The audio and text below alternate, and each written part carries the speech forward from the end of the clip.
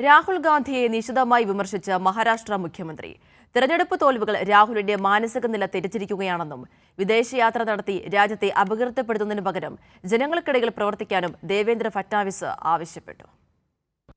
മഹാരാഷ്ട്ര നിയമസഭാ തെരഞ്ഞെടുപ്പിൽ ബി.ജെ.പി. നേതൃത്വത്തിലുള്ള സഖ്യത്തിന്റെ വിജയം തെരഞ്ഞെടുപ്പ് കമ്മീഷൻ വിട്ടുവീഴ്ച ചെയ്തുകൊണ്ടാണെന്ന് രാഹുൽ ഗാന്ധി ആരോപിച്ചിരുന്നു. ഇതിനോട് പ്രതികരിക്കുകയായിരുന്നു മഹാരാഷ്ട്ര മുഖ്യമന്ത്രി. महाराष्ट्रात हरले, हरियाणात हरले, दिल्लीमध्ये ते हरले. തെരഞ്ഞെടുപ്പ് തോൽവികൾ രാഹുലിനെ മാനസികമായി തകർത്തിരിക്കുകയാണെന്ന് ഫട്നാവിസ് പറഞ്ഞു.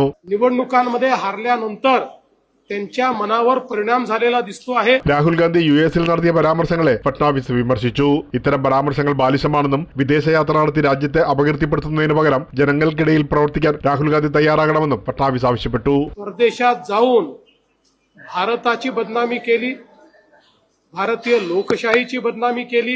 അതേസമയം മഹാരാഷ്ട്ര നിയമസഭാ തെരഞ്ഞെടുപ്പിൽ സംസ്ഥാനത്ത് വോട്ടേഴ്സ് ലിസ്റ്റിനേക്കാൾ കൂടുതൽ ആളുകൾ വോട്ട് ചെയ്തതായി ആരോപണമുണ്ട്. വൈകുന്നേരം 5:30നും 7:30നും ഇടയിൽ 65 ലക്ഷം വോട്ടർമാർ വോട്ട് ചെയ്ത കണക്കുകൾ യുക്തിക്ക് നിരക്കാത്തതാണെന്നും പ്രതിപക്ഷം ആരോപിച്ചിരുന്നു. പ്രേംലാൽ, കൈലി ന്യൂസ്, മുംബൈ.